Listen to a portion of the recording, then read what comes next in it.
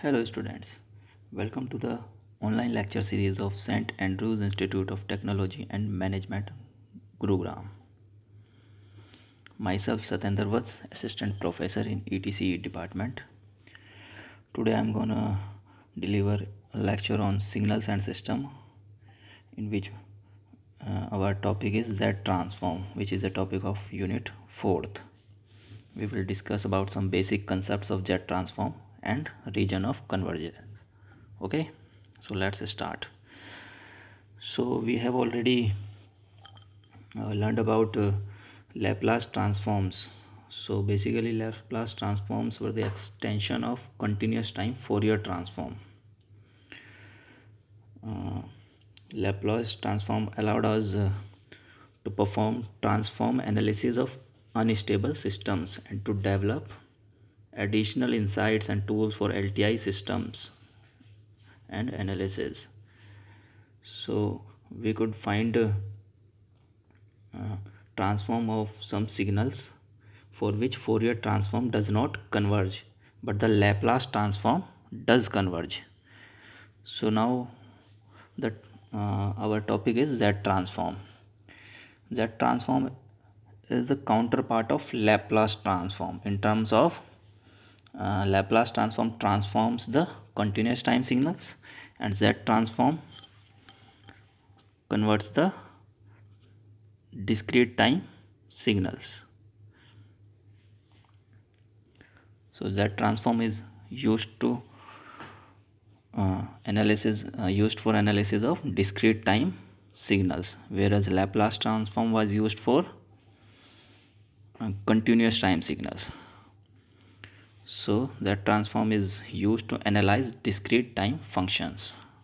For a discrete time linear invariant, that is LTI system, with impulse response Hn, impulse response Hn, the response Yn, that is the output of the system, Yn, response Yn to a complex exponential input of the form Zn. Here we are providing an input, complex exponential input of the form Zn, whereas Yn is the response and h of Z will be the system response. Okay, so Hz can be given as like this. Hz is summation minus infinity to infinity h of n into z raised to power minus n, where hn is the system response, h of z is the system response in terms of complex variable z. Okay, then the z transform of a general discrete time signal xn. If we have a general discrete signal, what do you mean by discrete signals? So all of you have already learned about signals and system in unit 1, where we have discussed all these signals. So xn, which is a discrete time signal, can be represented as, if some signal is xn in the discrete time domain, can be represented as this one. It can take values only at the at n is equal to 0, 1, 2 or -1, -2. That is at integer value of time. It can take value only at integral multiple of time, that is at n is equal to 0, n is equal to 1, n is equal to 2. That is why it is called a discrete time signal. It is not a continuous signal. Okay, it is only defined at discrete values of time, that is at n is equal to 0, n is equal to 1, n is equal to 2, and in between these intervals the value of signal is 0. Okay, it can be on both sides, like this side also. Okay, so this is a discrete signal for which we are trying to find the Z transform. So basic formula to find a Z transform of a discrete signal xn is this one. Xz, that is Z transform of xn is equal to summation of n is equal to minus infinity to infinity xn into z of minus n. So it is a summation function, so it can be written as xz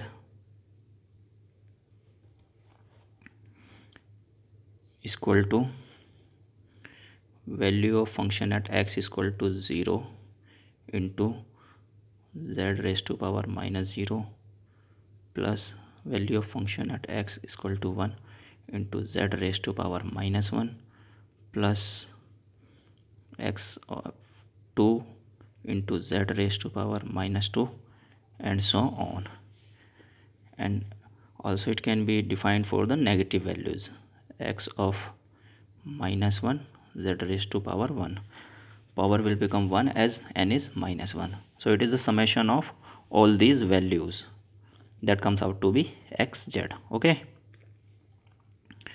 so now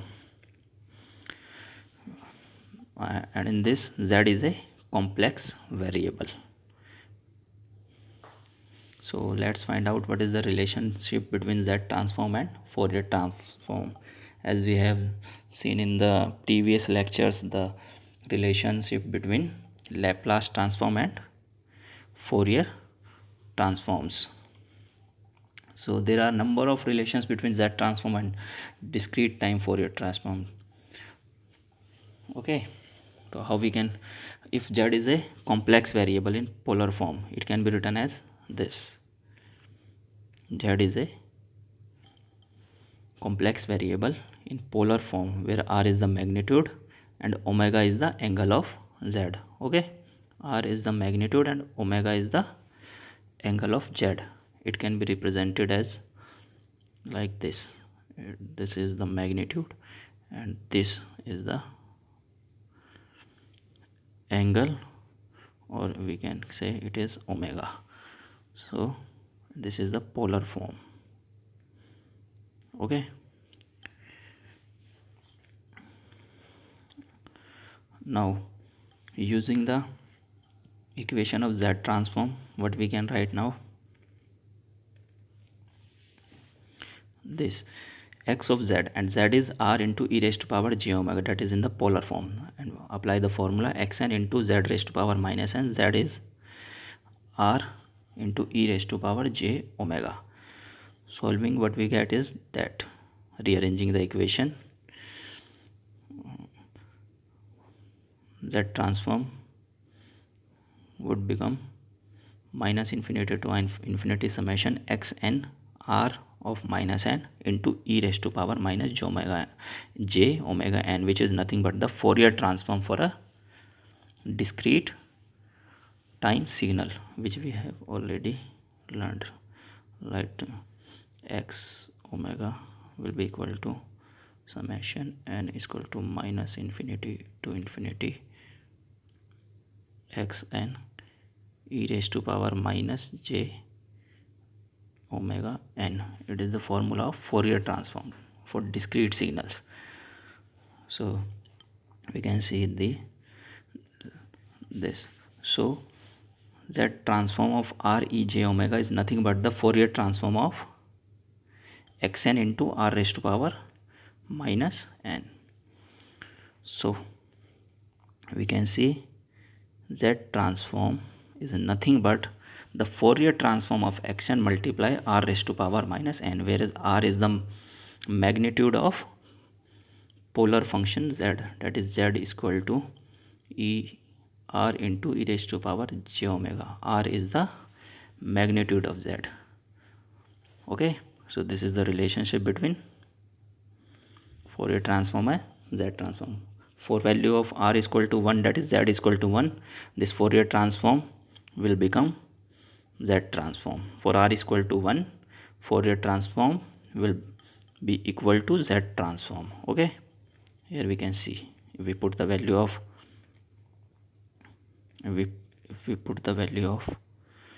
r is equal to 1, that is z is equal to 1, mod of z is equal to 1, magnitude of will be 1, then Fourier transform will be equal to z transform. Okay,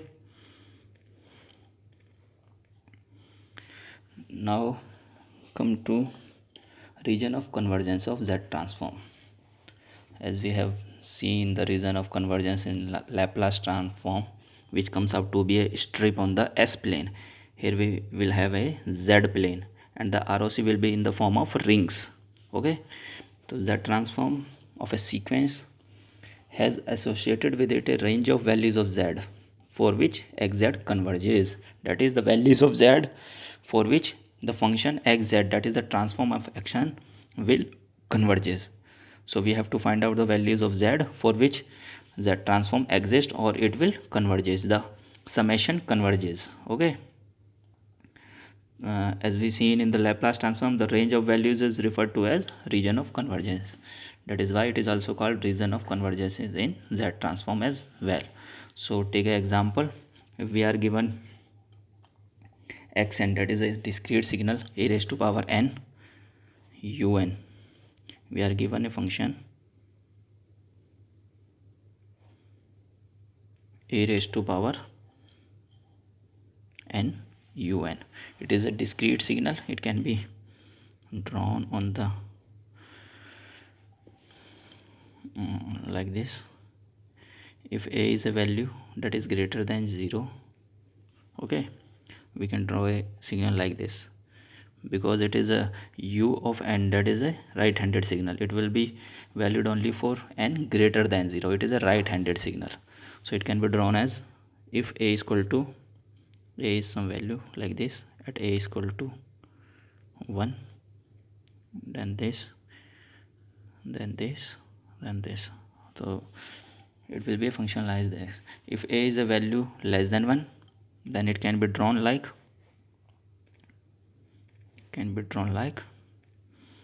this. It will keep on decreasing as the time increases. So this is our function and we have to find out the Z transform. So applying the formula, what we get, a n u n into z raised to power minus n, which is the basic formula. So the limit becomes n is summation, limit of summation n is equal to 0 to infinite a z inverse raised to power n. When we solve it, it will become a gp, infinite gp, and the sum will come out to be like this, 1 upon 1 minus a z inverse, or if we arrange it, it will become z upon z minus a. So this function xz will converge for the values az inverse, that is az inverse less than 1. For these values of z, the function xz will converge. So we can find out the ROC using this equation, which come out to be z greater than a. Okay, as you can see over there also, z greater than a. So it will be a circle in the z plane. This is our z plane, in which I have marked the pole a here or here, a, and unit circle at 1.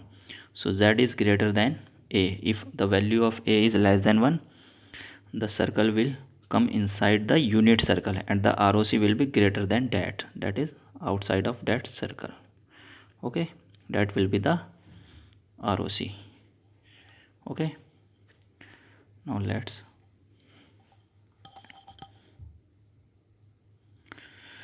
move to the example, another example. Here we have signal xn is equal to, the value of signal is, here the signal is this one, xn is equal to minus a raised to power n u of minus n minus 1. So you have seen these signals before also. Let me remind you, it is a left-handed signal. Okay, how can we draw it? Since it is a left-handed signal, and also it is a shifted signal as well, so values will be from, the limit will be from n less,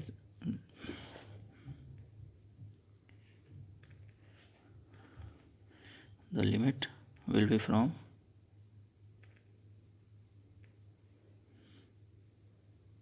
n less than -1 and greater than minus, sorry,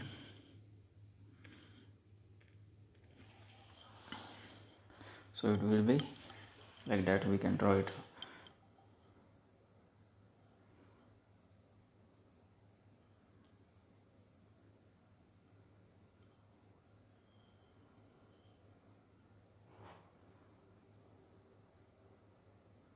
Like that.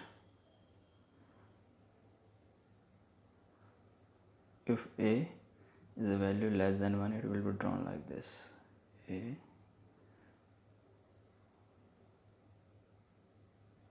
up to minus infinity, so it will be a function like that. Here n is equal to 0,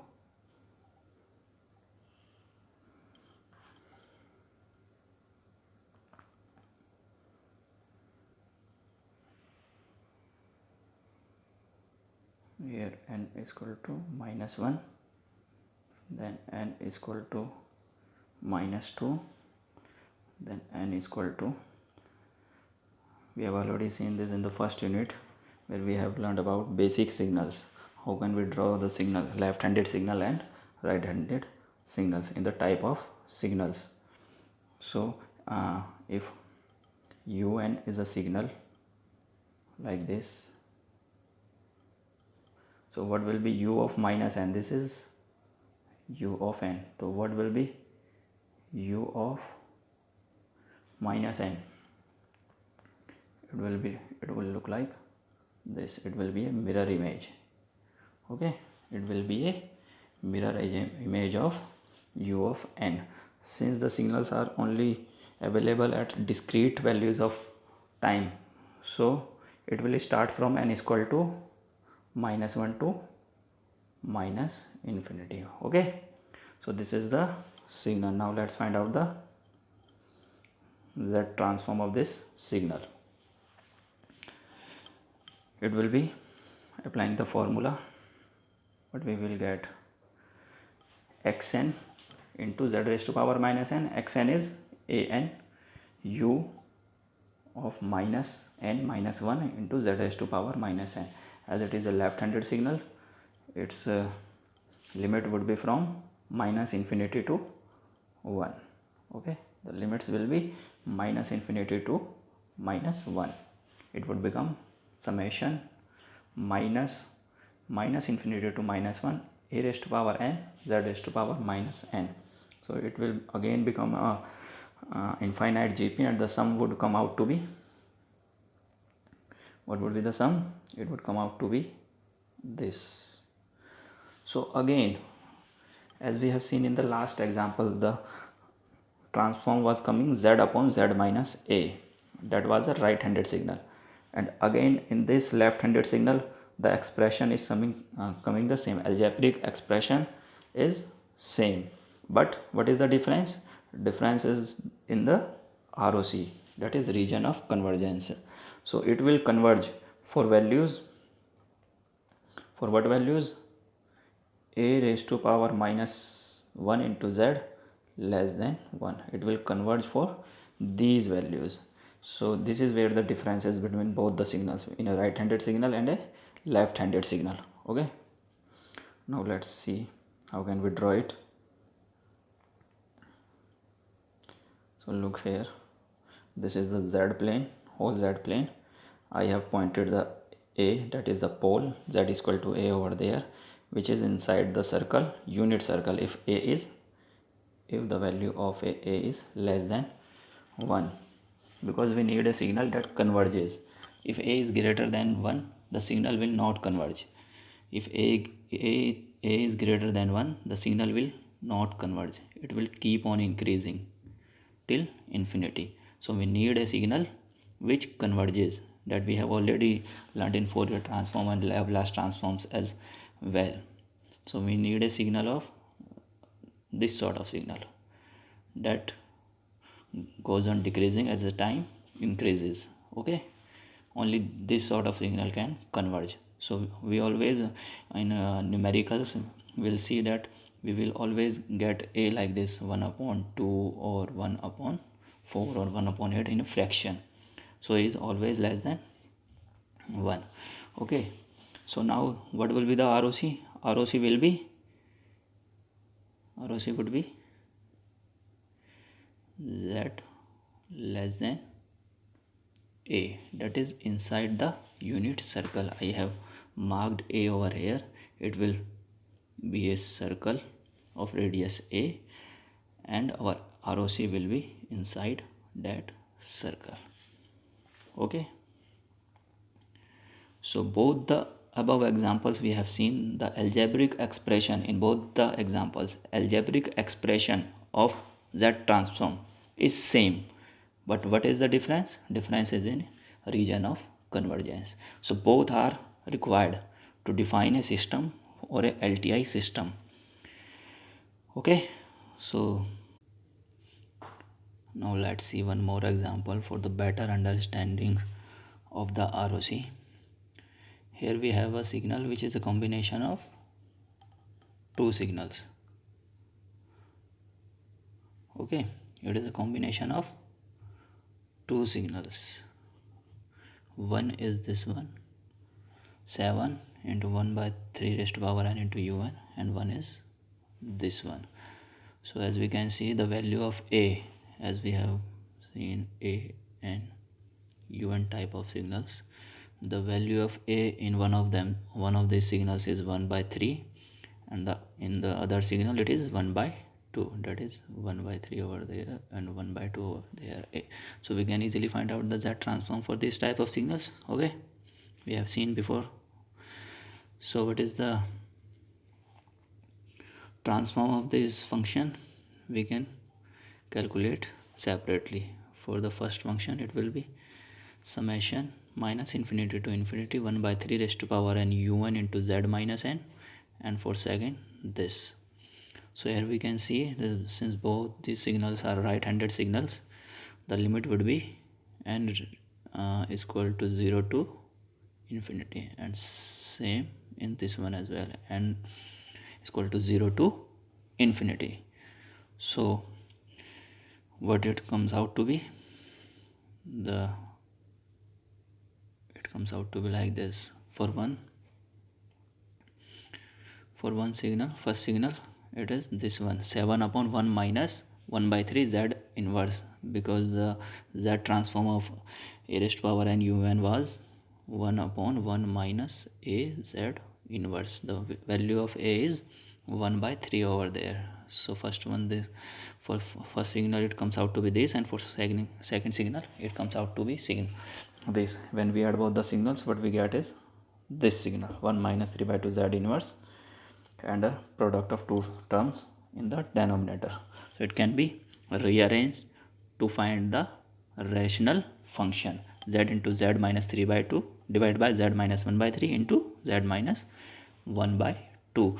So for the first signal, the ROC would be, as we have already seen in the last example, what would be the ROC for first signal? It would be, let's see over there, for first signal,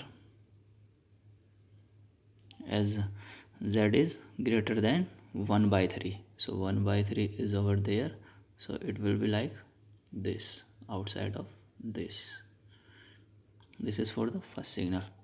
And for the second, z is greater than 1 by 2, so it would be like that. This point would be 1 by 2, and the ROC would be this.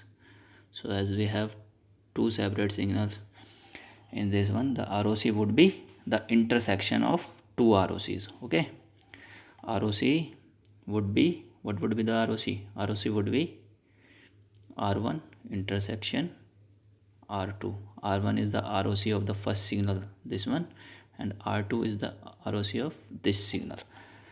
So combined ROC will be the intersection of R1 and R2, and it comes out to be this one, because 1 by 2 is greater than 1 by 3. So the intersection part will be this one. Okay, it will be the ROC. Our system, our function x of z will converge for z greater than 1 by 2, and this would be the ROC. Now let's see some transforms of some basic signals, some common transforms, that transform pairs. Here we have a delta n function, that is the impulse function, direct function, delta n. Okay, its z transform will be 1, and the ROC will be the all z plane. ROC will be the all z plane. It is defined in the whole z plane. Second is the unit signal un, discrete unit signal, and ROC will come out to be 1 upon 1 minus z inverse, and the ROC would be, that transform is 1 upon 1 minus z inverse, and ROC would be z greater than 1. Similarly, this is a left-handed signal. The algebraic expression comes out to be same, but the ROC would be different.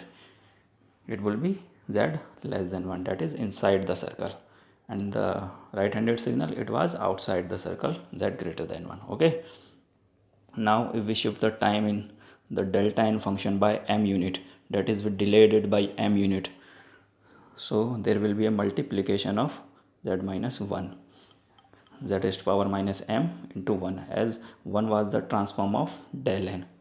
So when we delayed the function in time, or we can say we shift the function in the time domain, there will be a multiplication of this factor in the z transform, z domain. Okay, now a raised to power n un, the z transform will come out to be 1 upon 1 minus a z inverse, and the ROC would be this, we have already seen, and this function ROC would comes out to be different, but the algebraic expression is same. Similarly, we can find out some more functions. Okay, n into a raised to power n, this is a property which we will see in the next lecture. This function comes out from the differentiation property. Okay, these two functions will come out from differentiation properties of the z transform, and the second 9th and 10th are we multiply unit signal with cos omega naught n and psi omega naught m. So what the functions algebraic expressions comes out to be this. Okay, and the ROC would be z greater than 1 in both the functions. So these are some of the basic functions you should learn, because we will use them in the inverse z transforms. Okay, inverse z transform to find out the real function from the z transform. Okay, so this is it for the lecture. Thank you very much.